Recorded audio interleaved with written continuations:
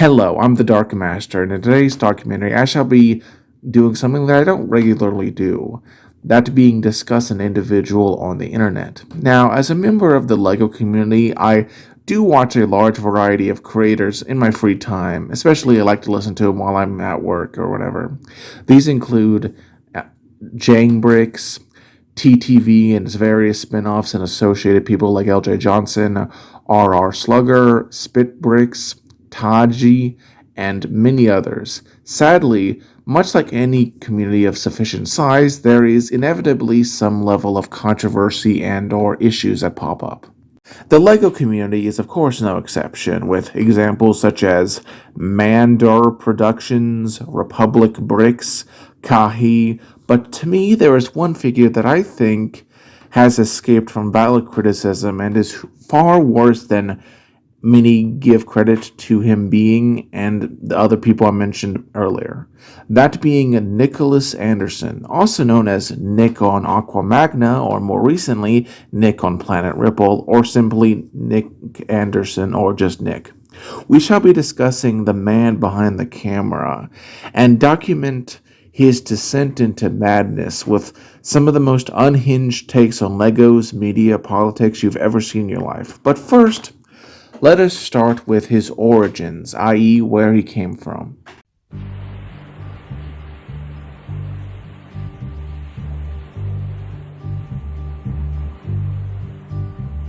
Sitting in the morning sun, I'll be sitting when the evening comes, watching the Nicholas was born on April 8, 1991.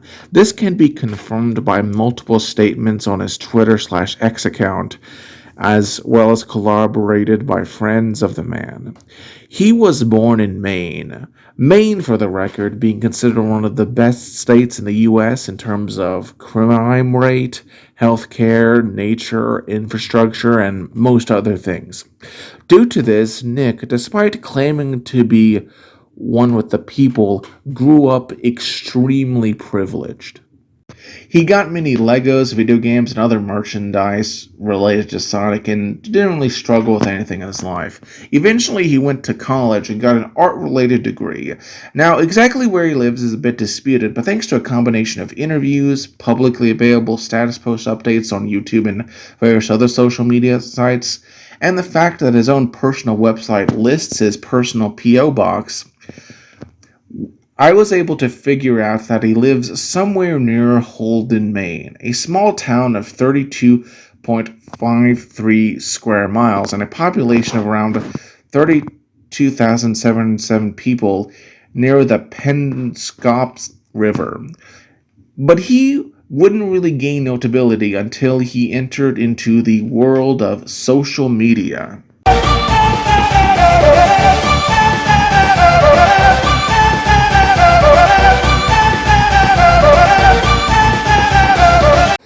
His oldest social media account, for which we know much about, would be his DeviantArt page, which currently has 4.1 thousand watchers, and whose oldest art piece was a rather impressive Mega Man Zero picture published on December 22nd, 2007. His second oldest social media account would be his YouTube account, with the oldest of the videos on his channel being one titled Nikon Aqua Magna Revived, published on February 16th, 2011. Well, guys, guess what? My YouTube is dead. Yep. Everything, not just those 100 videos. Now, as you can tell, this video is a bit of a channel update where he discusses how he lost a lot of his old videos. As such, while this may be the oldest video posted on his channel, it is not actually the oldest. That honor goes instead to a video titled The Nick That Time Forgot, my oldest existing YouTube vid, which according to the description dates to 2008 or 2009. Other videos archived from this time include a review of a Shrinkin' O, some Power Ranger toy reviews that no one really cares about, and a ramble about the first wave of Hero Factory. So this is Hero Factory, LEGO's newest poster child. Somehow these guys managed to be both cool and lame at the same time. Moving past these simple archives, the year 2011 was very experimental time in Nicholas's YouTube career, including a grab bag of various ideas such as Megazord comic videos, some Takua-related music, as well as a review of some Sonic games. And he has some pretty bog standard takes that aren't really all that memorable. Oh, the old 2D games are great. The 3D ones have bad controls and are too experimental. Sonic '06 is horrible. Sonic the Hedgehog 4 is mediocre. You know, that kind of stuff.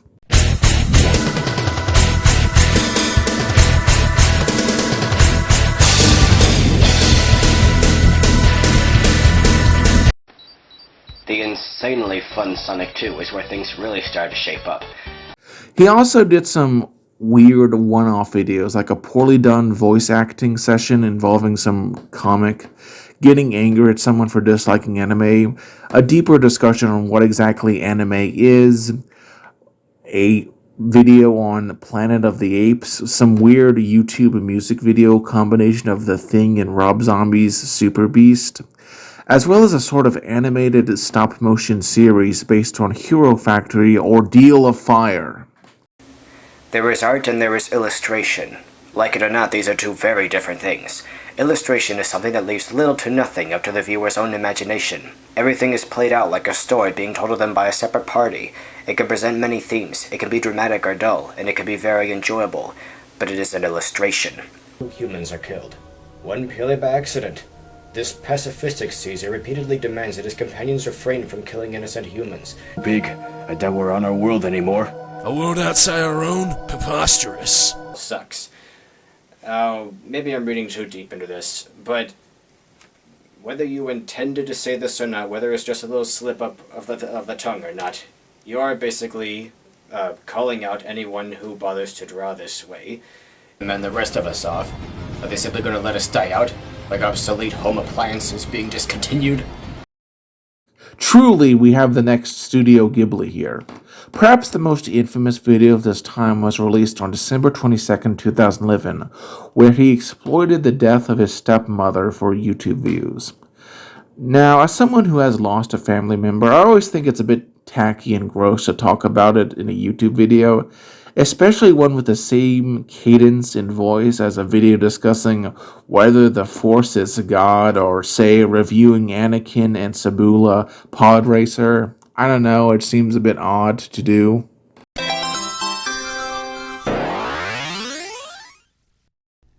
I feel like talking about Star Wars for a little bit. I remember back when I was a little gremlin in Sunday school, the teachers did everything they could to make sure we weren't interested in the latest thing, whatever it was. In stores that could be called a precursor to the fairly successful Star Wars mini line. And if you were just that dirt poor, you could buy Anakin's pod by itself for a measly $15. 2012 saw things start off with a bang, with a review of Sonic Generations before starting his first Let's Play, that being of Amnesia: The Dark Descent, on February 8th, 2012. In the same year, he also did a Let's Play of Mega Man ZX, as well as more random one-off video essays/reviews, such as whether Sonic games take place on Mobius or Earth, the problems of DLC, The Mind's Eye, Stephen King, defending Blackbuster critic and infamous Bombastic Man, and The State of YouTube, which, you know, it's kind of sad in retrospect, given how things have only declined since March 9th, 2012, in terms of this, platform.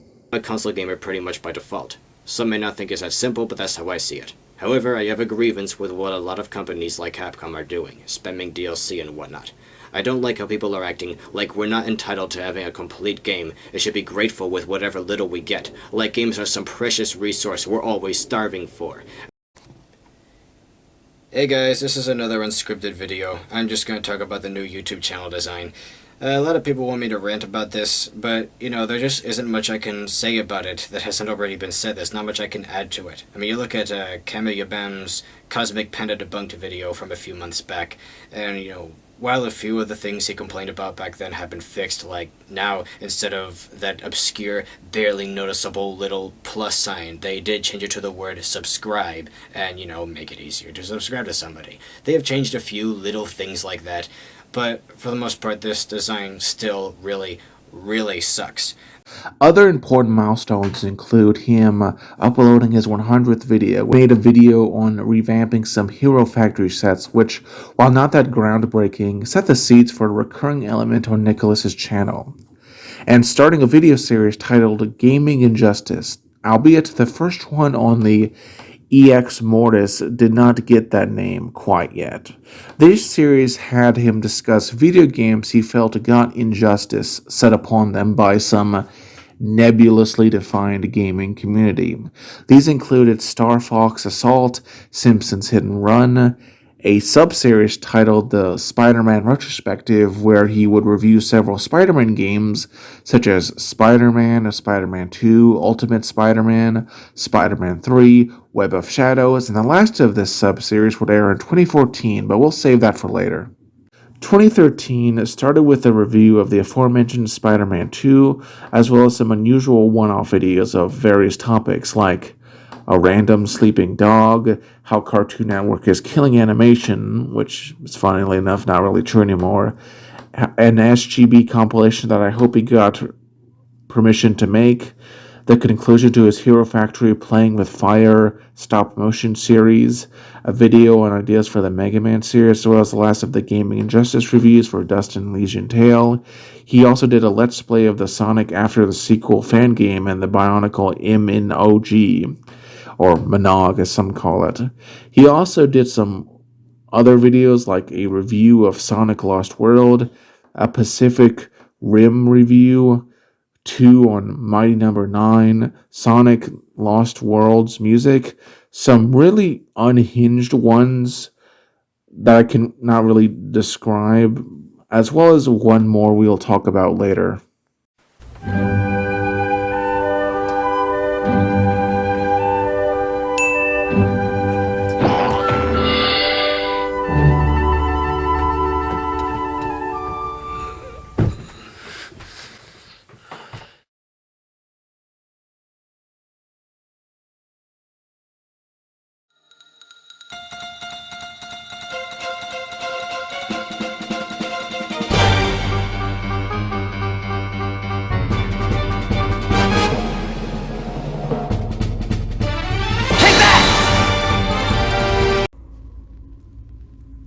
That one didn't age quite so well.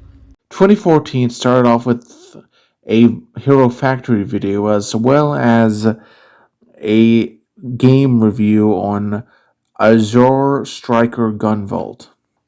Other one-off videos included a mock revamp, a review of the Lego Movie, as well as being upset that some AFOLs, which are adult fan of Legos, dislike Lego Bionicle. Him upset over one of the Game Grumps disliking Sonic games, and a 13-part Let's Play of the Sonic clone indie game Freedom Planet. While it might not seem like much, this, alongside his reviews of LEGO games, served as a transitional period. Firstly, his thumbnails were actually good, and overall, his quality did not make one sick revisiting them. While most of us will brush off Bionicle's cameo in the movie, the more unsavory AFOLs out there see it as validation for their everlasting disdain for those darn bonkles. Yeah, we've heard it all before. You can't do anything with the pieces. They're too easy to put together. They all look the same. They're so hideous. Dumb robots. So there's an interesting new game on the way that I simply must talk about. Developed by Inti Creates with the man himself, KG Inafune at the helm, Azure Striker Gunvolt is set to hit the eShop on handhelds in a few months, and I'm not gonna lie, I'm pretty stoked for this. Fuck off, Aaron. You said stupid shit like that in Sonic 06 and now this. Do all Sonic games just blur together in one big shit smear to you? Is there no such thing as a good Sonic game in your mind? I mean, I know that's how it is for some people. I know that a lot of you out there look at games like Shadow or 06 and think, yep, they're all just like that, completely ignoring the significantly better games that have been made. The dark age of Sonic is over. For every Sonic Unleashed, there's a Sonic Generations. Then again, Egoraptor hates that game too, cause hey, it has Sonic in it, and all Sonic games are shit because Sonic. Speaking of this, while Gaming Injustice ended, it also foreshadowed a increased focus on Legos, with him formalizing his revamp series, which I'll talk about later. He also, of course, talked about Bionicle Gen 2, which was released at the time, as well as other videos greatly offended that Ego Raptor made a passing remark about Sonic fans and did a 5-part review of Sonic Boom that probably should have just been one long video, but you gotta milk those Sonic fans, right? The last video of this year being a retrospective on Lego Bionicle games. 2015 would mark several developments. Firstly, he got a Twitter account, which currently has about 2,000 followers or so as of now that I'm writing the script. Keep that in mind as they'll become relevant later. He started the year off with a series of reviews on Bionicle Gen 2, as well as celebrating his 5,000 subscriber special, and uploading some clips of Bangor Comic Con without the permission of people he recorded. He then made a pair of videos exploiting the death of his dog Molly. Afterwards, he did a review of Axiom Verge, as well as re-reviewing Sonic Adventure 1 and 2, and talking about the Bionicle 2015 Summer Wave. He also made some videos on Indefensible, a game that was made by the creators of Skullgirls, the company who had the main guy behind it get his life ruined due to some BS allegations levied at him due to his autism. You know that one. That's a whole other video subject that I don't really want to get into now. I'll link a video if you'd like to learn more about that. 2016, that controversial year comes and opens with a conclusion of his Sonic Adventure re-reviews, as well as reviews of the 2016 Bionicle Gen 2 Winter Wave, and some more Bangor Comic Con recordings that I'm sure people consented to being posted on his YouTube channel without any financial compensation, and a video on the second wave of Bionicle Gen 2 2016 with Umarak the Destroyer, as well as a video on the untimely cancellation of Bionicle Gen 2. I agree with a lot of what is said in this video, though there is some that I disagree with. Also in 2016, he did a Let's Play of Star Fox 64, a video on his desires for upcoming Star Fox game, a review of the Metroid Prime trilogy, a 3-part review of the game Aquaria, which is a real hidden gem that I myself own and may well make a video on someday, though I deeply appreciate him bringing a light onto it. He also made a video on the far inferior game for Sonic Forces, which... Sonic isn't what it was 10 years ago, and I think it's time people finally accepted that the dark age of Sonic is over. That one didn't age quite so well. Yeah, that hopefulness didn't really end all that well. And in fact, this would be the last video on a Sonic game as of now in 2025, not counting a video on Sonic Mania and on the state of the Sonic franchise. He did a few mocks of the 2016 Toei Uniters to end the year off. 2017 rolled around, and this year was notable for a few milestones. First, he released the first volume of his book series, Planet Ripple. Now, for the record, I will, for this video documentary, not really be talking about these books. Firstly, it would be extremely expensive for me to buy every physical book all at once. Second, I don't really want to give him funds for reasons that I'll get to later. Thirdly, I would really take over 2 more hours, in my humble opinion, to break down and analyze that book series, possibly more. And I really think that this video is already long enough. Fourthly, it wouldn't even be relevant to him as a person, which is the focus of this documentary, With that being said, there are numerous reviews of those books, and I'll just want to suggest you go watch The Autistic Critic. He does a really good job at breaking down the first few books, and you should go subscribe to him. With that being said, if people want me to review those books, just leave a comment down below, and if I get enough, I may do so, though not until I finish my currently planned video series. This year would also mark the creation of his Tumblr account, with the oldest post being a teaser for Planet Ripple posted on January 5th of that year. I'm sure joining a shithole like that had no negative consequences on him at all. He also created his Instagram account, first posting on March 9th of that year, and has, as of the writing of this script, 442 or so followers. His first video of 2017 was an update on February 1st, 2017. He then did a few one-off videos like a mod of the Toa United Kopaka, him eating Pocky, an SGB compilation. I see he's still a man of taste at the very least, as well as 2 videos from the BCIC 2017 of that year. Again, I hope these were recorded with the consent of the people we recorded, but regardless. There was a review of TAC 2, Staff of Dreams, a video essay on The Mind's Eye, a video on ASM2R, a video on why he changed his username, and the start of what his magnum opus is, and most successful video series of all time was started this year, that being Lego Rewind. There is a lot to say about this video series, which will be the subject of the next chapter of this video, so for now let us ignore this series, which, given how many there were, also makes discussing his history easier. He, in 2017, also made a video essay on Alita Battle Angel, which, keep that name in mind, as well as many videos promoting his book, ending with how they can get it. 2018 saw him get onto the news and did some Thomas the Tank videos bemoaning a supposed loss in quality of Thomas the Tank Engine.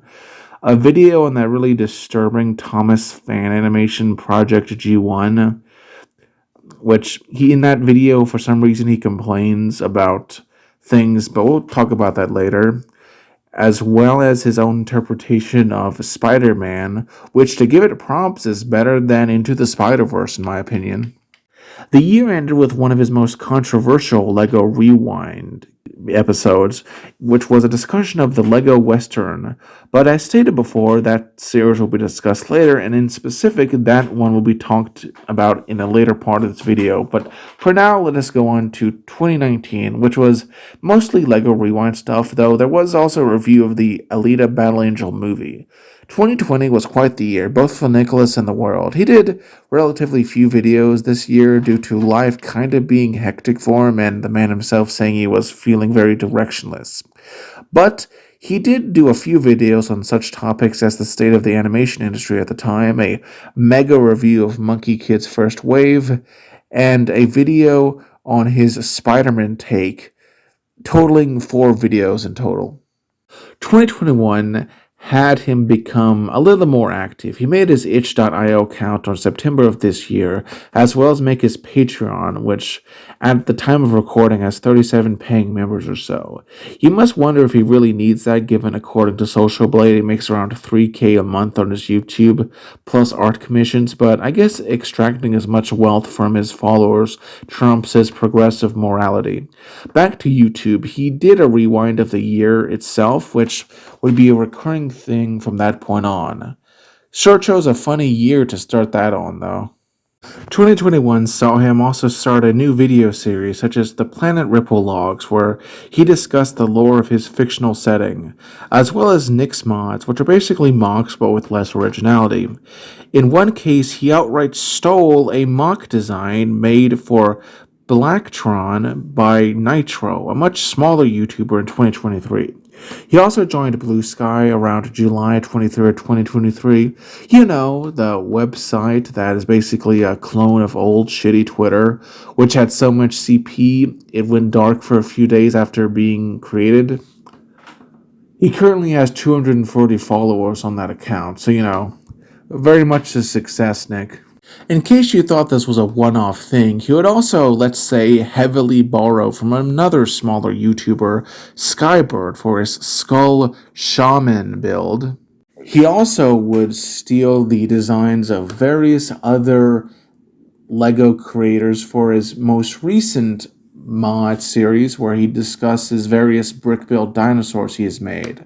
These include the Archelon by Common Descent, Pockmox Plesiosaurus, Bloops Serpentosucops, Mock Lobster Arc Stegosaurus, Lego Otaku's Paracerlophilus, Babylon Builds Pterodactylus, Builded Max Corythoraptor and Ornithochirus, Ambrosino's Gigantoraptor and Didomarx Ankylosaurus, none of which he properly credited. Aside from those instances, though, his mods are fine, though far from deep. I mean, oh wow, you changed a 1x2 slope curve piece from black to brown. Ooh, and yeah, 2021 really set the stage for what he do from that point on. Currently he has 59.7k subscribers, he has a Facebook account with 343 followers, and on the surface, he may seem like a fairly average autistic man who reviews things, and on one level he is, but there are several deeper issues. Let us start with his magnum opus, and probably the most niche of the issues he has, that being Lego Rewind.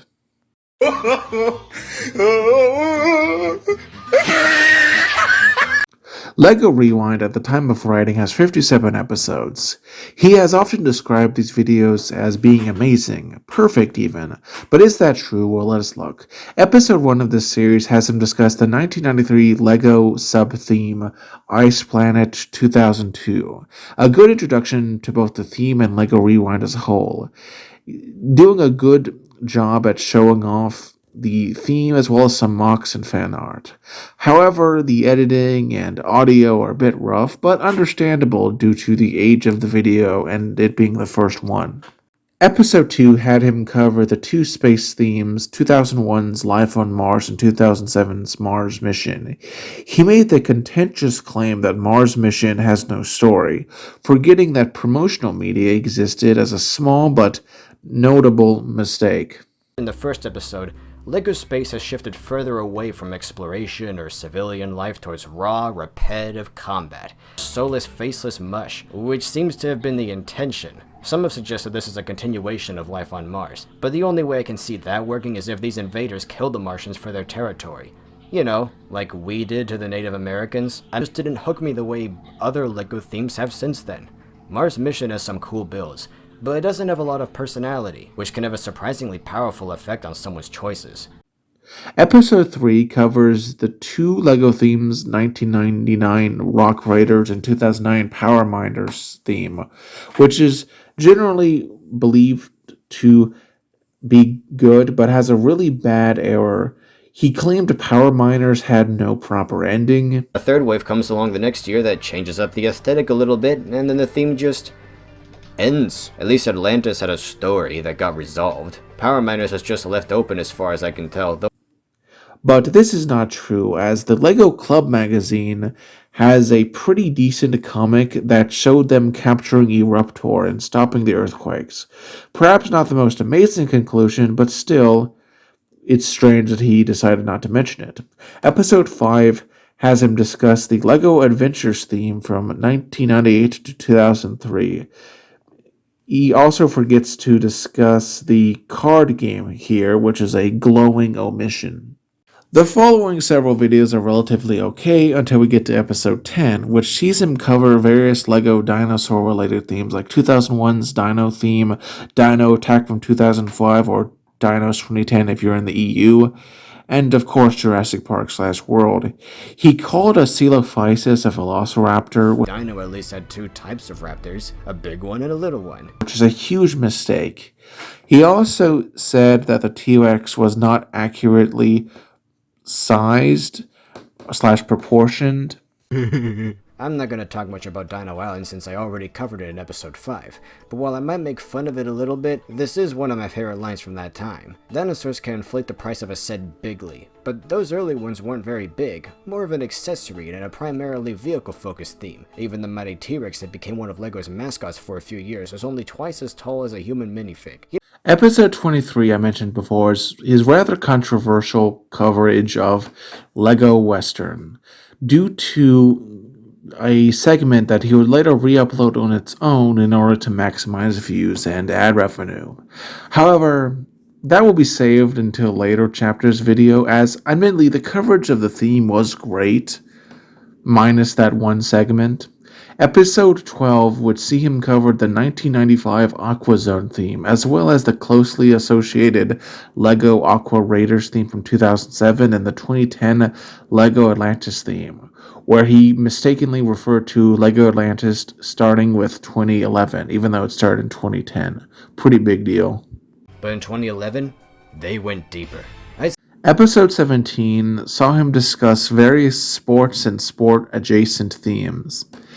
In it has a pretty big blunder, as he failed to mention the 2012 Team Great Britain Olympic series of collectible minifigures released in the UK on July 2012, commemorating the London 2012 Summer Olympics, as well as the May 2016 DFB series based on the German national football team. Episode 18, we see him discuss trains, was one with multiple errors, such as him calling the train from Harry Potter a Jacobite, when in really it was an Alton Hale. Hogwarts Express, or as she's called in real life, the Jacobite. Also, he claimed that LEGO only made recreations of real trains in the 2000s, when in reality they had been doing so since the very beginning.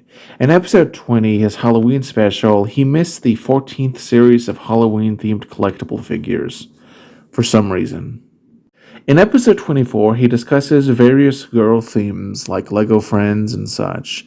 You hear the typical whinging of how the very notion of toys that cater to one gender/sex or the other is problematic, but there is one big issue with this episode that we'll revisit later, but to keep it in mind.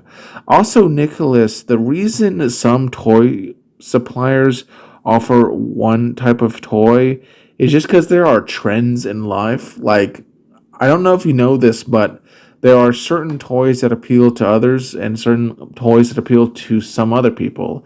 There is never going to be a single toy that appeals to every single person on the planet. That's just not possible. Episode 25 covers Space Police, and it's fine. Nothing really to say other than the fact that he claims it's pro-police propaganda and that aliens are depicted as bad. Something about this still bothers me. Why are no aliens on the Space Police side? Why don't we see any aliens ally themselves with humanity? And don't think this is me getting political again. This is Despite the fact that the animated promotions show off alien dudes living their lives, and really the criminals are the exception. Episode 27 discusses Hero Factory. It's fine. Episode 28 has him discuss Lego Island Extreme Stunts. And he incorrectly calls this girl Wild Style when she's not, and who seems to be a spiritual predecessor to Lucy or Wild Style. They're so similar, just look at how well the latter gets along with Pepper here. Just a character from the collectible minifigure wave. Episode 31, we see him cover Harry Potter, Star Wars, and other licensed sets. Here he criticizes the Vulture Droid set for being inaccurate. Need to squeeze pilots into things that don't have pilots. This Vulture Droid is its own ship, but kids might not understand that. They might just think it's a cool ship and want to sit someone down inside it, and having to create room for an entire minifig can compromise an otherwise sleek build in big ways. As they have a pilot seat, but fails to realize that it's a callback to Battlefront 2 where they did have one. Episode 32 saw him discuss the space sub-theme Explorarians. He claims it was released in 1997, when in reality it was released in 1996 and discontinued in 1997. 1997's Explorians made a substantial alternative. Episode 34 has him discuss Lego Pirates, where he calls Captain Brickbeard Captain Redbeard, even though that's not true. Hey, look who it is. It's Redbeard again. Looking much more gruff than before, almost too much. I think Episode 35 sees him cover the old LEGO Ninja theme and its spiritual sequel, LEGO Ninjago. Overall, as a Ninjago fan, these episodes were fire. Though he says Kai used to be the leader when it was always meant to be Cole. Episode 36 discuss versions of dank themes and has some weird inclusions like him seemingly having a mental breakdown. He forgot to mention Zooters in this particular episode, and most unforgivable is him saying a sail piece was never used again, despite having been seen in another set that he had reviewed in the Lego Girl Themes episode. In episode 37, he discussed Lego Castle but failed to mention one of the best sets in the theme, Medieval Market Village, set number 10193. In episode 38, he covered classic old school Lego. Overall fine, but for some reason he said North America and Canada, despite Canada being in North America, and confusing a brick set for brick link. Both are completely inexcusable for any Lego fan. Episode 40 was meant to be the finale of the series, and he covered what else? Bionicle.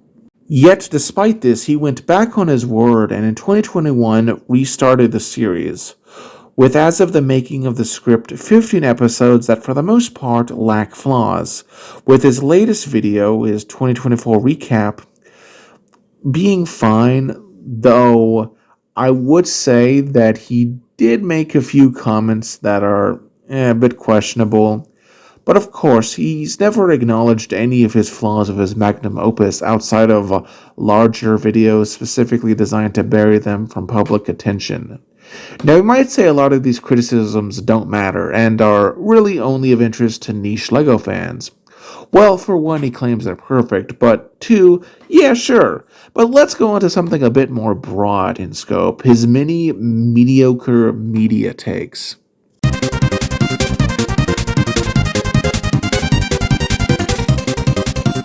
Alright, so let us start this off with something I alluded to prior. In his 24th episode of LEGO Rewind, he claims that Young Justice was cancelled due to sexism. itself. It's like hopping on one foot. It's losing money from the pink aisle. And that's why Young Justice was cancelled. But you can't pin that on girls? Rather than simply be a little flexible with their antiquated business model, Cartoon Network cut Young Justice out like a tumor. They didn't want to adapt to the consumers' increased demand for Batgirl and Wonder Girl and Artemis and Miss Martian toys. If they had their way, girls and boys would remain neatly segregated till the end of time. No overlapping whatsoever. This isn't the free market deciding what sells. It's toy makers wagging their finger and telling you to stay in your lane. This is simply not true and is a huge misrepresentation of the reasons and factors behind it. In fact, the real reason it got cancelled was due to a lack of toy sales, due to the backlash against the awful Green Lantern live-action movie released around the same time. But of course, it's much easier to blame sexism than look at the nuances and historical context of something. He would then double down on this misinformation's broader point in a later video. But I still stand by my comments about the toy industry and skittish network executives because many of them did, at least until recently, and many still do operate with a strong boys club mentality. He has repeatedly complained that Nico Robin is not brown enough. In fact, there was a particularly bad tweet that has since been deleted with him bemoaning the fact that she is not brown, and that they should just let Ronan be brown. For context, Nico Robin is from the anime One Piece and is basically meant to be Russian, which, I mean, something that Nick Anderson admits to. Now, I don't know if you know much about Russian people, but they are for the most part pretty pale/white, with maybe some in the Far East being vaguely Asian. They're not exactly often brown, but I guess that's something that he chooses to ignore. The reason many people think that she's dark-skinned/black, like Nick Anderson, is due to a coloring error by the animation team at Toei. In the manga, she was a pale Russian lady. And honestly, anything 4Kids does is something you probably shouldn't take too seriously in regards to canonicity. He has doubled down on this take both in 2023 and 2024. This weird fetishization of brown people will be something that we return to. He's regularly defended The Last Jedi, blaming Russian hackers slash bots, though he has never provided any evidence of this. Indeed, he regularly dismisses any criticism of The Last Jedi as not holding water, being just bigots. In 2019, he had a bit of a mental breakdown about how the wrong people liked the movie Alita Battle Angel, as if only people who he likes and have the same political opinions are allowed to enjoy a piece of media. The same guy complains about how gatekeeping is bad, by the way. Of course, the real reason he's upset is that people thought it was better than Captain Marvel, which it was, by the way. Sorry, Nicholas, but when two movies are released around the same time and one is objectively better, people are naturally going to encourage people to see one and not the other. No kidding, dude. He claims people supporting the movie somehow hurt it when I'd argue people like him did more to hurt Alita than any loser like The Quartering. I'm sorry, but the movie was just better than Captain Marvel. Captain Marvel was awful. Also, as you might expect, he defended Rings of Power, which, as a Tolkien fan, I can tell you is an insult to his work. I mean, they tried to be progressive, but they didn't give the dwarf women beards, even though that's something in the books. Come on, man, that would have been really brave. But no, instead they had to homogenize the setting to the extent of some bland modernist aesthetic. Honestly, is this meant to be Middle Earth or Detroit? Oh, and by the way, Nick, because no doubt one of your brain dead fans will clip that out of context, I'm referring to the bad costume design. It looks like some D&D LARPer as opposed to actually looking like something from the movies or the book. But if you thought simping for massive corporations was not enough, oh no, he's done things more generally, such as him blaming CinemaSins for the state of media discourse. Now, I'm not the biggest fan of CinemaSins, nor do I really watch his videos, but to blame one person for anything in media is childish. Didn't The Simpsons mock these kinds of fans decades before CinemaSins made their YouTube channel? Frankly, BreadTube and its insistence that all media is political and must be political has had a far more negative impact on media analysis than CinemaSins ever has. And I just think it's weird that he won't talk about that, mostly because he agrees with it politically. Frankly, I could make an entire documentary on the stupidity of the anti-CinemaSins movement from the likes of JXC, Bob Vids, or that worthless loser Birdman, but for now, let's just say that I would like to point out how Nicholas claims that people spend years making headcanons only to get angry when they're not fulfilled, despite the fact that he did the exact same thing when it comes to One Piece. It only stems from a coloring error in one adaptation and is nothing more than a fan theory that she was always meant to be that. He regularly complains about how people are fake fans with no evidence, yet it's the same person who wanted the Alita Battle Angel movie to fail because the wrong people liked it. He also likes to accuse people of grifting, which is one of those words that many people like to misuse. No, Nicholas and everyone else who does this. Just because someone disagrees with you doesn't make them a grifter. If someone genuinely believes that a piece of media is, and I hate to use this word because I don't like using it, woke garbage, and they genuinely believe that, that's not grifting. Grifting is when you say something you don't believe for money, okay? He also just gives horrible writing advice, like saying that subtlety is for cowards. Again, I think this is his autism clouding interpretations, but we'll talk about that later on in this video. Plus, he's hypocritical in earlier tweet where he praised the subtlety of the acting of the Aliens movie. He's also a vocal critic of J.K. Rowling, someone who was once a beloved person among many progressive circles to the point that they called anyone who they viewed as evil as being Voldemort. That is until she, as a feminist, dared to be against a woman being falsely fired, and, well, they all just sort of turned on her, and admittedly, she has kind of radicalized since then. Oh, and also, Nicholas, just so you know, Hogwarts Legacy did not give any money to J.K. Rowling because she gave, like, the video game rights to a different corporation, and in fact, they were the ones who made all the money. You should probably look into that before making a statement like that on Twitter. Let us end this chapter as we started with a Lego related take. He claims that this Lego character, Gypsy Moth, is based off a slur. Now, I made a whole video on the Gypsy Moth controversy, but let us be clear. It is not a slur, and given that this is from the 1998 space sub-theme Insectoids, it's clear the lady's name comes from the animal, the species of moth called the gypsy moth. Now, you might be wondering what is behind this lunacy, which I've only shown a brief snippet of. Well, remember, people with autism often struggle with nuance and often cannot tell the difference between reality and fiction.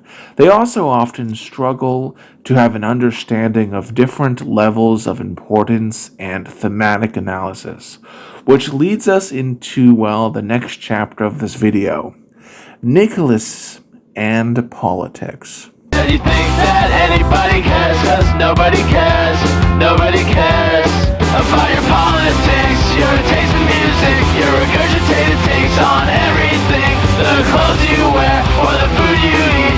Please shut the fuck up, it means nothing to me. Alright, so to start off this chapter, I feel it's appropriate to do some topics that blur the lines between media and politics in order to better have these two parts of the video flow together. Starting with, well, Gamergate. Now, I don't have time for an in-depth summary of what Gamergate was / what caused it, as that would make this video a full hour longer, and I just don't feel like doing that at this time. But to keep it brief, back in 2014, there was a series of scandals involving Zoe Quinn and Five Guys. But despite what some will tell you, that was only a small aspect, a spark you could say, to a completely justified backlash and consumer revolt against the extremely unethical practices and the cesspit of putrid slime that is gaming journalism. In the end, it would be one of the few times that the far left lost a culture war, who in response called it a harassment campaign, and have been rather bitter about it to this very day. Some of them even blaming Trump for, rising to power because of it. And of course, as you might expect, Nick Anderson was anti-Gamergate and pro-corruption in journalism. Oh, sure, he may have acknowledged some minor issues with it back in 2016, but shortly afterwards, and even quite recently, he has been vocally against it.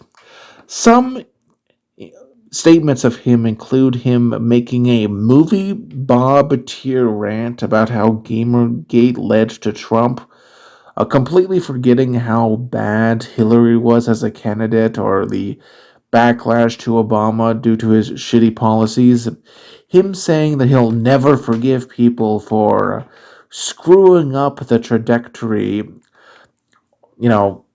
of what happened afterwards. He's even gone as far as to engage in a little historical revisionism, claiming that gators attacked the people really fighting for ethics. This is just not true. Zoe Quinn, Anita Sarkeesian, they never really talked about unethical practices. They just sort of bitched about non-existent sexism or design choices they didn't like. Look, I get it. Some people who supported that movement were bad, but people did expose corruption, like how Fez, an art game, got Game of the Year 2 years in a row, despite that being literally against the rules and not fair at all.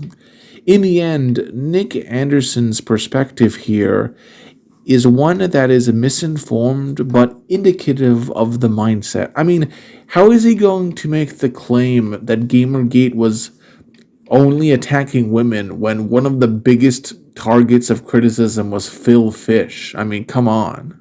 Then we have Comicsgate, which was a smaller, less successful campaign that can be best described in brief, because again, this video would be another hour or so long if I went to extreme detail, as basically being Gamergate but for the comics industry.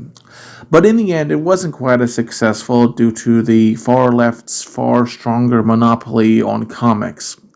And effectively, the efforts of the media led to it just kind of dying. I'd just like to point out that Ethan Van Sciver, the supposed racist figurehead which Nick Anderson has attacked, was the first person to make a Muslim woman superhero. But I guess that's just brushed under the rug by these people. And as you might expect, Nicholas had one of these certain reactions, claiming that nothing Comicsgate/Ethan Van Sciver says is valid, simply because he disagrees with him politically, that they are rotten to the core for disliking comics of all things. The worst people in the comics world, which is absurd when you have, for example, far-left ghouls like Ardian Siat, a Muslim artist who put openly anti-Semitic references in solidarity with the Islamic riots of Jakarta in 2016 and in solidarity with Palestine. Though given Nicholas's views, he probably agrees with that, as we shall soon see. He definitely has a really unusual support for certain groups of people. He claims that they don't know how to hold a real conversation, which is clear projection, and that they are a hate group based on what I can say is only a severe mental affliction on the case of Nick Anderson, claiming Comicsgate supports have shit taste, which is funny since he defended the New Warriors. He has gone as far as to call them a hate group because, as we all know, disliking shitty comics is the exact same thing as lynching black people in the American South. Also, those people were kicked out of the industry not for being a-holes, but simply for voting for Trump, which is hilarious as they gave Ardian Siat a job, despite him being far more openly bigoted. Indeed, he went as far as to make up a story of some unnamed Comicsgate creep offering to help him. Now, of course, ignoring the fact that you don't give a name, and quite frankly, it sounds like some BS scribbled on from some Tumblr, Reddit post, or whatever, why would you be opposed to someone giving you financial support? Just because you take money from them doesn't mean you necessarily support them. Then again, these people tend not to make good financial decisions, on the far left. He has often gotten upset at those who use the word woke and such, just saying it doesn't mean anything, when that said argument could just as well apply to when he uses the word chud, which, if you don't know, was a term that originates from the 1984 D movie Chud that depicts homeless people and vaguely East Asian people as subhuman mutant creatures. If I wanted to be bad faith, I could say that he views homeless people as being monsters, Nicholas, but unlike you, I tend not to look far deep into certain verbiage usages. Let us end this sort of transition from media to politics fully with a Lego-related example that I mentioned before. His Lego Western theme episode, he claims that conservatives are misusing the word political correctness. Before anyone jumps on me for being overly sensitive or PC, let me stop you right there. Because you're using the term political correctness incorrectly. The origin and proper usage of the term refers to a narrative that denies objective reality to uphold the status quo. Say, if a leader of a country can see the truth of things, but says, yeah, I don't care what's factually correct, because that doesn't help me keep power. Tell the rabble what helps me politically. It doesn't need to. Just know, firstly, people like you often say that language evolves, so criticizing conservatives for quote-unquote misusing the term political correctness when they're using it in a different way is silly, especially given your view on trans people. Even if we ignore that political correctness was not invented by conservatives, in fact, it probably started in the USSR, where Stalin would remove people from official images in order to cleanse the record of problematic people. It's not even getting into how the Western theme is based off Western TV shows and how the Native Americans are not the antagonists, but instead the mostly white bandits are. I take the stance I do. When someone says don't look up, look down, watch out, because that's when they get you. Oh, give me a fucking break, Nicholas. It's not punching down to disagree with your interpretation of the political messaging of an old Lego theme that's long since been retired. In response to valid criticism, he has of course gone off the deep end and complained and spun up all sorts of cope, such as him claiming to have gotten hateful emails and death threats. Ooh. He provides no proof of this, and even if it did happen, it wouldn't invalidate any and all criticism he got. He then claims that those who push back against his lies are demanding a safe space, which is ironic for a left-winger to use that sort of verbiage that really applies more to them than it does to people on the far right, but he claims that they lost their goddamn minds. Also, for context, he also tries to dismiss any valid criticism by saying it's the same four arguments, which it's not, or that they get angry whenever he gets political, bringing up mentions of like the Pirates theme or the Girls episode, when, let's be clear, as someone who's read all of those comments for the video documentary that I'm currently writing, and while I may have missed a few or maybe some got deleted, it is absurd to claim that you got any level of significant pushback or to invalidate all of the criticisms of your Western video. And that's all. The truth is, you can't admit that you lied about an aspect all these years later. It just says more about you. Indeed, I would say that this is but a symptom of a larger political/moral failing of Nicholas, which I can only describe as a sort of self-hatred/white guilt-induced fetishization of indigenous or brown people. Though no doubt he'll bristle at the very words, despite it clearly existing at some level, whether he wants to admit it or not. Now, a lot of white progressives often deify Native Americans, claiming everything was perfect before those evil white people showed up and killed everyone, ruining a harmonic balance with nature. Of course, this view is extremely stupid. First off, tons of megafauna was driven to extinction partially due to Native Americans, such as woolly mammoths, gomphotheres, giant ground sloths, mastodons, the dire wolf, saber-toothed tigers, etc., etc., etc. He also ignores that these people were not absolutely perfect, like how the Aztecs would regularly kidnap people and cut their hearts out in order to sacrifice to their sun god. Quite barbaric, one could say. And I'm sure that those people were completely consensual to being killed for religious means, of course. Or, there's the fact that the vast majority of Native Americans died out due to diseases that inevitably spread due to people not knowing how germ theory worked back then. I could also point out the fact that Native Americans of all groups have actually gotten reparations, so complaining after the fact is just kind of petulant. I could also point out how you are complaining about a fucking Lego theme and have not actually done anything to actually help Native Americans. It's quite shocking, really, and, if you actually cared about Native Americans, why don't you actually donate some fucking money to them? Because, they have a lot more pressing issues than to whether or not the representation they get in a discontinued Lego theme is 100% historically fucking accurate. Oh, but I forgot, he has his friend Solarzilla, who is, as we all know, speaking for all Native Americans when he/she/whatever the fuck claims that they love Nick. Despite them being disliked by several Native American activists and being little more than a sort of yes man/lapdog, he's also quite a bit of a hypocrite. While he harshly condemns Lego Western's depiction of Native Americans, which are honestly not that bad, he praises Lego Avatar, which is based off a movie that, while I admit has a lot of visuals that are really cool and neat wildlife design, is just Pocahontas in space, with a white savior message and an anti-human vibe. But they have blue skin, not red skin, so obviously there's no bigotry there, clearly, Nick. Other takes of him include deluding himself into non existent brainwashing, or that really any who disagree with him are the real snowflakes, which is funny given how angry he got over Gamergate.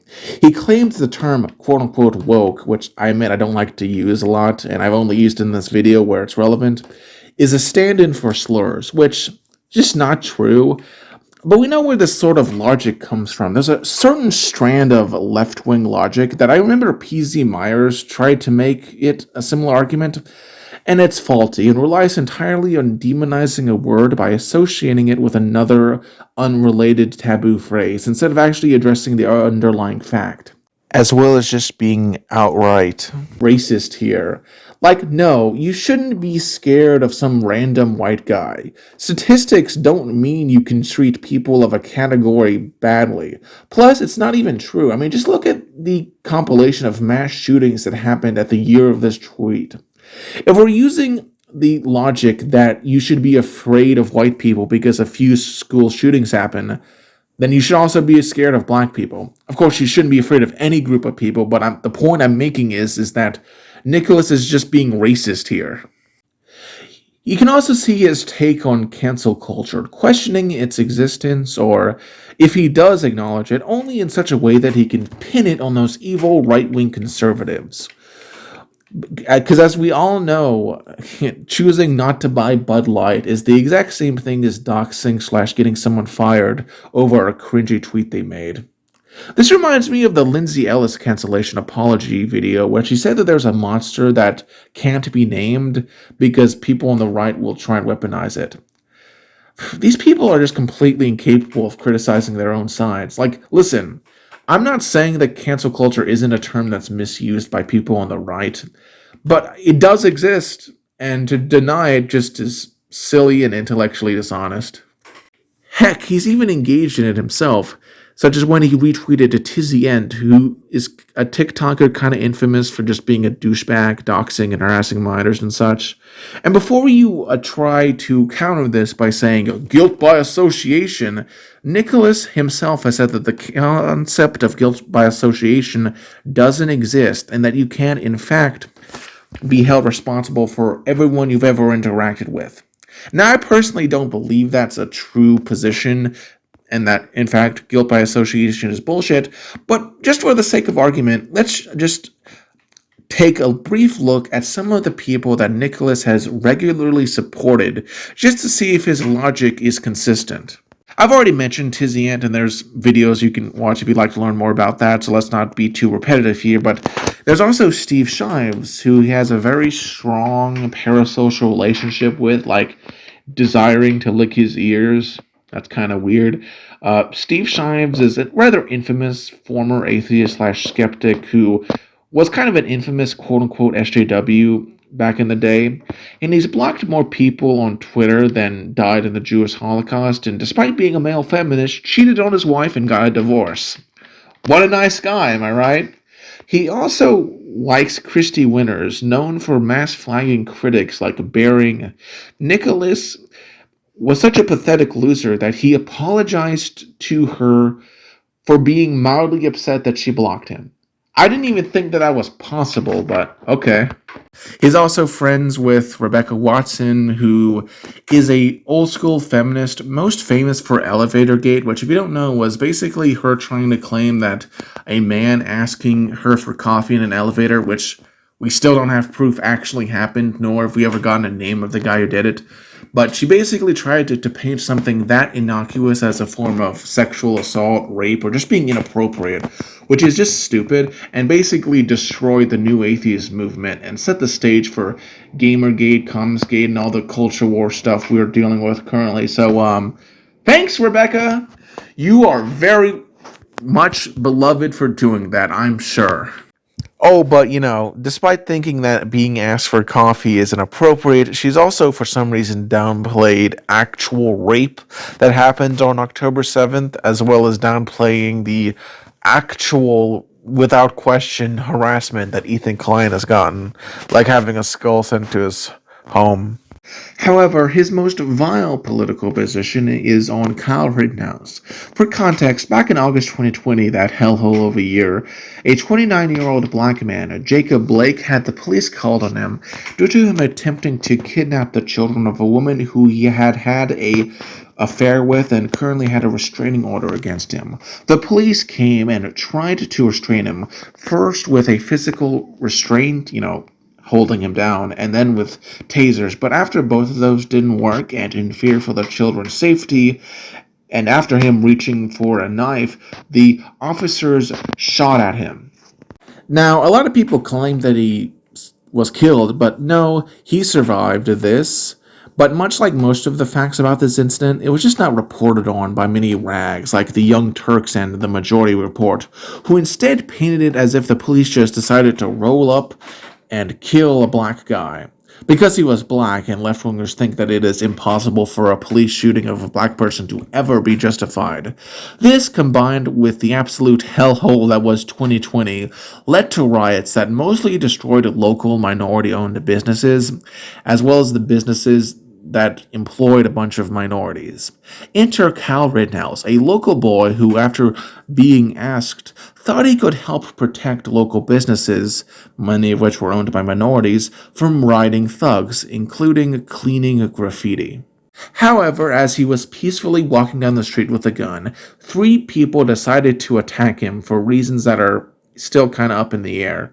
Those being Joseph Rosenbaum, a 36-year-old pedophile who was slinging racial slurs at people, Anthony Huber, a 26-year-old wife-beater, and Gage Grosskreutz.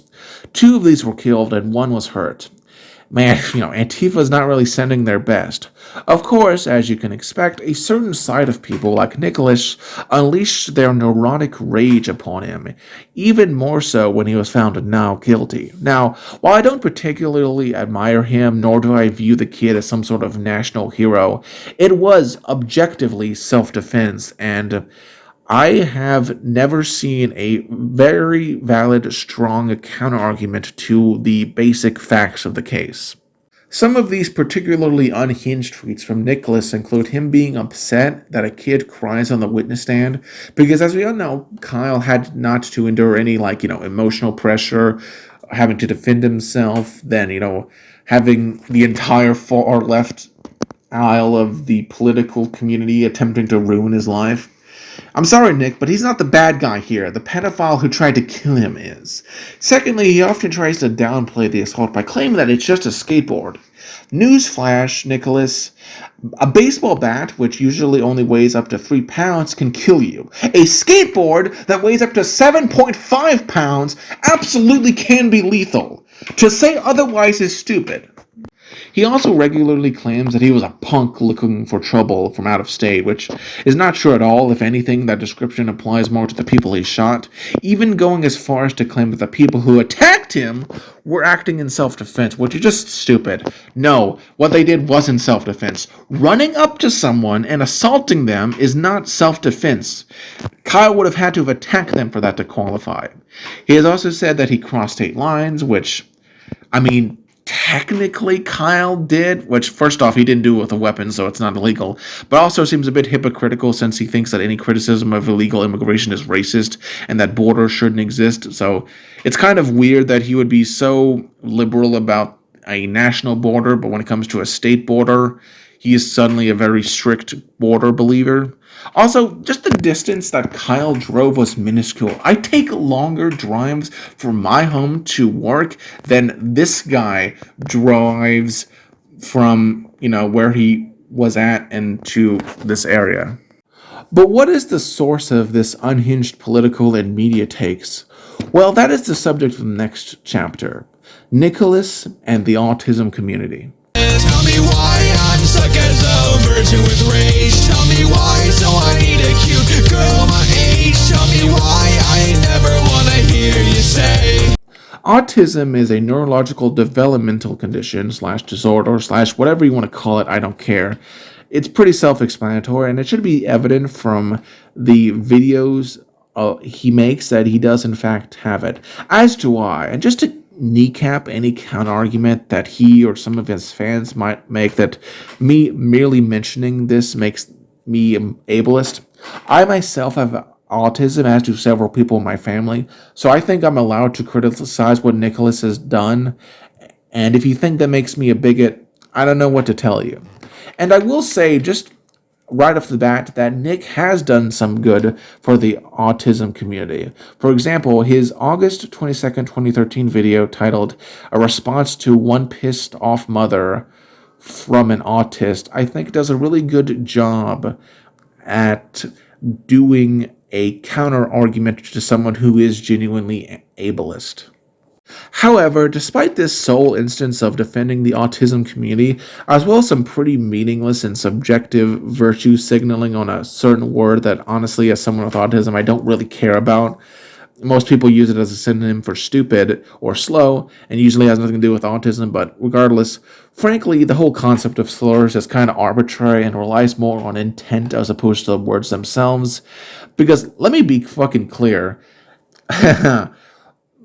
You can be extremely bigoted without using any slurs at all. And you can use certain slurs and not do it in a bigoted way. So really, I just think it's silly. He also gets irrationally angry over certain memes. I don't know, that's just kind of funny. However, Nicholas has made numerous what I consider anti-autism actions that are far worse than any slur or rambling of RFK Jr., such as attacking Autism Speaks, the largest, most successful, and really only organization that actually cares for the community. But I guess fucking over the autistic community due to minor disagreements that are really not substantial is perfectly fine for Twitter likes. This speaks of a fundamental problem that a lot of autistic people like Nicholas have, in that they have a complete inability to handle nuance. Consider some of the past things I've showed you. Any criticism of gaming journalism makes you an evil bigot. Disliking Captain Marvel compared to another movie makes you a racist. Kyle Rittenhouse must be a guilty no matter what because he's a white dude and perceived as being some sort of far-right militia member. Consider for a moment how he reacts to memes, not realizing that the point of memes is that they are reused a lot. He's fundamentally incapable of any level of nuance, and that greatly hampers his ability to have a deep understanding of really any subject at all. He's also attacked other people who are autistic, such as Mr. Inter, whose biggest crime is criticizing bad SpongeBob episodes or having a slightly interesting take on Turning Red.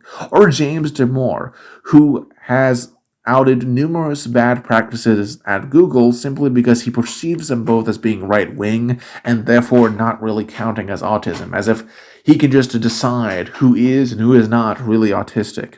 Meanwhile, he will defend Chris Chan, of all people, being more upset that people misginger him than the fact that he raped his own mother. The most horrible statement I think he made is that autism is not an excuse, which is a statement that shows a complete lack of knowledge on autism and really makes you question how much he really knows about it. Mr. Anderson seems not to understand that autism often hampers social interactions. So if anything, it's probably the greatest excuse for misspeaking or mistyping. And to say otherwise is just dishonest, and frankly, you should know better. Sure, it doesn't excuse certain more serious stuff like rape, or what we will discuss in the next part of this video prior to conclusion. I just don't think Nicholas really cares as much about autistic people as he pretends to on social media. But now, let's go to a subject of such severity that autism is not an excuse: pedophilia. Pedophilia is the sexual attraction to someone who is underage / hasn't undergone puberty. Depending on what definition you look at, and I don't really care. Regardless, it is highly immoral to most people. Sadly, it seems that Nick has a far more progressive position on the issue. Examples of this include claiming those who are opposed to pedophilia are just projecting, which is funny for several reasons. Firstly, there is the intrinsic irony of people in the broader pro-LGBT space who, in my experience, are more offended at getting called a pedophile than actually being one, accusing people on the right of doing pedophilia, while the tweet he's quote-tweeting refers to something that's since been deleted. It turns out, looking into it, that it was a completely bogus allegation of pedophilia levied at a former Republican politician that I'm not even going to give air or mention his name because he's already gotten enough flack for it, and it's just weird. I just think it's interesting that he would do this. Now, listen, are there conservatives who falsely accuse LGBT people of being pedophiles or groomers? Sure, I guess it happens. It's bad when it does, but it's not nearly as widespread as these people make it out. And also, it's just as stupid to claim that pedophilia and grooming does not exist in the LGBT community than it is to say that all of them are. Like, the truth is, there are instances of pedophilia in the LGBT community. I talked about Animancer once in one of my Q&A videos. That guy was caught sending nudes to a 15-year-old girl. Am I not supposed to call that out because Republicans say mean words to trans people on Twitter? That's not even getting into all like the weird egg discourse and keffels and that stuff. I'd also like to point out that Nicholas himself has made some very questionable decisions. His 26th episode of LEGO Rewind, where he discusses Citron, he says the following. Many stories are there of insecure parents with unresolved childhood issues of their own pulling a boy set out of their daughter's hands or a girl set away from their son and grabbing something appropriate, something they want instead, making a fool of themselves in public and humiliating their kids with. Okay, so this is a very unusual statement for several reasons. Firstly, it sounds fake as heck, like something you'd hear off of r slash subreddit of that totally happened. But assuming that it's good faith, this is a very weird, creepy statement. As someone who has gone shopping in physical stores a lot, I much prefer doing that than shopping online. I almost never look at other people in the toy aisle just because it seems weird. But not Nick Anderson. Oh, no, no, no. He stares at children to make sure they buy the most progressive, gender-neutral product that he can think of. Like, I can't be the only one to think that's a very unusual statement. Also, Nick, isn't it possible that the parents might have swapped one set for the other due to the price? You do understand that different Lego sets, even ones that might seem to be the same size, can have different prices due to either licensing things or parts usage. And it's possible that the one that specific child wanted was too expensive. That's not even getting into the fact that why do you think that you have the right to tell a parent what set that they should buy their own kids? Just a very weird statement on Nick's part, especially given his statements about how every accusation is a confession, which, I mean, isn't that weird? Like, if every accusation is a confession, wouldn't that make you a racist, sexist, transphobic, homophobic, rapist, pedophile? You understand how stupid that argument is. No, not every accusation is a confession. Otherwise, you'd be a horrible person. To be 100% crystal clear, I do not think Nick is a pedophile. I think he is a person who, due to his autism and political echo chambers that he finds himself in, has gone on due to sheer and childish, petulant hatred of conservatives, decided to just start defending things that he probably shouldn't just out of spite towards them, and become in essence an unintentional apologist for these things that he probably shouldn't. Listen, Nick, just because Republicans like Donald Trump or Matt Walsh or whatever loser is popular at the time says that pedophilia is bad, doesn't mean that you have to, on the other hand, be like, actually, pedophilia is great, and you're just being anti-LGBT. You don't have to do that. It just makes you look stupid. And if you keep going down this path, it will bite you in the ass. But anyway, let's move off this dark topic and finally conclude this documentary. Even when your hope is gone, move along, just to make it through. So in conclusion, what can we learn from and say about Nicholas Anderson? We see a man who considers himself an intellectual, the self-proclaimed God Emperor of Autism. In reality, he's a perfectly sub-average individual who makes good, if heavily flawed, videos on Legos and other topics. His politics have all the nuance of the Elders of Zion, and he probably should step away from certain aspects of social media. except YouTube, that have really sort of rotted his brain to some extent. I also think that it's worth shooting down some arguments that he or his fans might make. Either option one, they'll ignore it. Option two, they will likely try to accuse me of some imagined bigotry using one of the many labels that left wingers often like to apply to others so that they don't have to actually answer for anything. And if you do that, you're just childish, and calling someone a chud is no different than calling them an SJW/woke. Option three will have him try to claim that I didn't do any research, despite me watching all of his videos up to the finishing of the script. And honestly, if we're being honest, some more will likely come out after this is released, but that is the nature of doing these sorts of documentaries on individuals, as they do inevitably become a little outdated, which is why I don't really like doing them. Or option four, he'll try and claim that I'm jealous, slash trying to cancel him, slash doing this for views. This is not true. I don't really care about views, likes, or subscriber count. Sure, I'll do a Q&A to celebrate certain milestones and give back to my fans, but outside of that, I don't really think that sub count equals quality. And also, you said cancel culture doesn't exist, so you can't really try and accuse me of that in any way. Also, I do like you as a YouTuber. I think that Nick Anderson as a YouTuber is genuinely, I think, pretty good, but flawed, and it does have some stuff I think he needs to work on in order to improve.